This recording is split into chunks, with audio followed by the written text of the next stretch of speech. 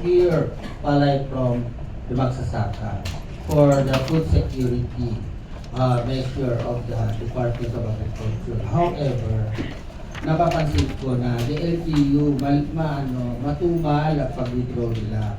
So the warehouses of NFA are fully loaded. Pag hindi malabas yan, mamil at gagamitin ng LGU for them to give to their constituents, baka ha, that might suffer this quality deterioration. So what will happen? Ang Pilipinas, the government through NFA, malulugi. That's why the NFA is asking the government through the LGU to fast track the withdrawal at 33 pesos para makabili sila ng mga bagong harvest sa atin. Kung walang mangyayari dyan, the farmers will be at a loss. So, ganun. That's why we are also talking about this mechanism kung paano makastrap yun, the benefit of the farmers and of course the consumers.